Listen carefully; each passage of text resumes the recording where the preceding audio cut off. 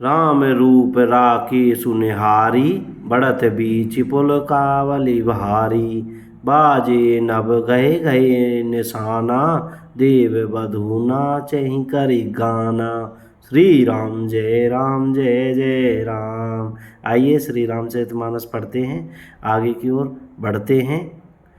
राम रूपी पूर्ण चंद्र को देखकर पुलकावली रूपी भारी लहरें बढ़ने लगी। आकाश में बड़े जोर से नगाड़े बजने लगे और देवांगनाएं गान करके नाचने लगी। ब्रह्मा आदि देवता, सिद्ध और मुनीश्वर लोग प्रभु की प्रशंसा कर रहे हैं और आशीर्वाद दे रहे हैं।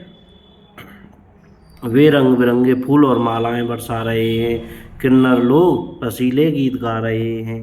सारे ब्रह्मांड में जय जयकार की ध्वनि छा गई, जिसमें धनुष टूटने की ध्वनि जान ही नहीं पड़ती। जहाँ तहाँ स्त्री पुरुष प्रसन्न होकर कह रहे हैं कि श्री रामचंद्र जी ने शिव जी के भारी धनुष को तोड़ डाला। धीर बुद्धि वाले भाट, मागध और सूत लोग विरुद्धावली कीर्ति का बखान कर रहे हैं। सब लोग घोड़े, हाथी, धन, मणि और वस्त्र निछावर कर रहे हैं। झांझ, मृदंग, शंख, शहनाई, भेरी, ढोल और सुहावने नगाड़े आदि बहुत प्रकार के सुंदर बाजे बज रहे हैं। जहाँ तहाँ युवतियाँ मंगल गीत गा रही हैं। सखियों सहित रानी अत्यंत हर्षित हुई, मानो सूखते हुए धान पर पानी पड़ गया हो। जनक जी ने सोच त्याग कर सुख प्राप्त किया, मानो तैरते तैरते थके हुए पुरुष ने वह था पाली हो। धनुष टूट जाने पर राजा लोग ऐसे श्रीहीन निस्तेज हो गए जैसे दिन में दीपक की शोभा जाती रहती है। सीता जी का सुख किस प्रकार वर्णन किया जाए, जैसे चाँद की स्वाति का जल पा गई हो, जैसे चाँद की स्वाति का जल पा गई हो। जय सिया राम। श्री राम जी को लक्ष्मण जी किस प्रकार देख रहे हैं, जैसे चंद्रमा को चकोर का बच्चा देख रहा हो। तब सत्यानंद जी ने आज्ञा दी और सीता जी ने श्री राम जी के पास गमन किया। साथ में सुंदर चतुर सखियाँ मंगलाचार के गीत गा रही हैं। सीता जी बाल हंसनी की चाल से चली, उनके अंगों में अपार शोभा है। सखियों के बीच में सीता जी कैसे शोभित हो रही हैं, जैसे बहुत सी छवियों के बीच में महाछवि हो। कर कमल में सुंदर जयमाला है, जिसमें विश्व विजय की शोभा छाई हुई है। सीता जी के शरीर में संकोच है, पर मन में परम उत्साह है। उनका यह गुप्त प्रेम किसी को जान नहीं पड़ रहा है। समीप जाकर श्री राम जी की शोभा देखकर राजकुमारी सीता जी चित्र में लिखी सी रह गईं। चतुर सखी ने यह दशा देखकर समझाकर कहा, स्वामी जयमाला पहनाओ। यह सुनकर सीता जी ने दोनों हाथों से माला उठाई, पर प्रेम के विवश होने से पहनाई नहीं जाती। उस समय उनके हाथ ऐसे सुशोभित हो रहे मानो डंडियों सहित दो कमल चंद्रमा को डरते हुए जयमाला दे रहे हों। इस छवि को देखकर सखियां गाने लगीं। तब सीता जी ने श्री राम जी के गले में जयमाला पहना दी। श्री रघुनाथ जी के हृदय पर जयमाला देखकर देवता फूल बरसाने लगे। समस्त राजागण इस प्रकार सकुचा गए मानो सूर्य को देखकर कुमुदों का समूह सिकुड़ गया हो। पुर अरु व्योम बाजने बाजे, खल भय मलिन साधु सब राजे। सुर किन्नर नर नाग मुनीसा, जय जय जय कहीं देहि हसीसा। श्री राम जय जय राम। नगर और आकाश में बाजे बजने लगे। दुष्ट लोग उदास हो गए और सज्जन लोग सब प्रसन्न हो गए। देवता, किन्नर, मनुष्य, नाग और मुनीश्वर जय जयकार करके आशीर्वाद दे रहे हैं। देवताओं की स्त्रियां नाचती गाती हैं, बार बार हाथों से पुष्पों की अंजलियां छूट रही हैं। जहाँ तहाँ ब्राह्मण वेद ध्वनि कर रहे हैं और भाट लोग वृद्धावली कुल कीर्ति बखान रहे हैं।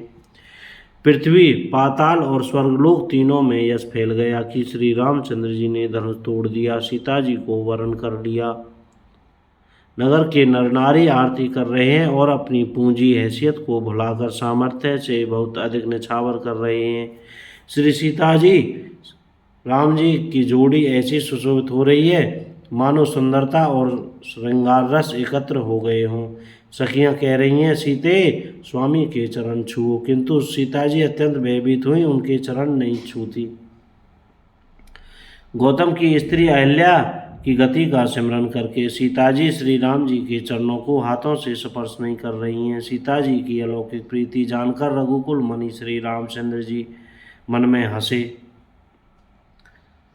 उस समय सीता जी को देखकर कुछ राजा लोग ललचा उठे। वे दुष्ट कुपूत और मूढ़ राजा मन में बहुत तमतमाए। वे अभागे उठ उठकर कवच पहनकर तहाँ तहाँ गाल बजाने लगे। कोई कहते हैं सीता जी को छीन लो और दोनों राजकुमारों को पकड़कर बांध लो, धनुष तोड़ने से ये चाह नहीं सरेगी पूरी होगी।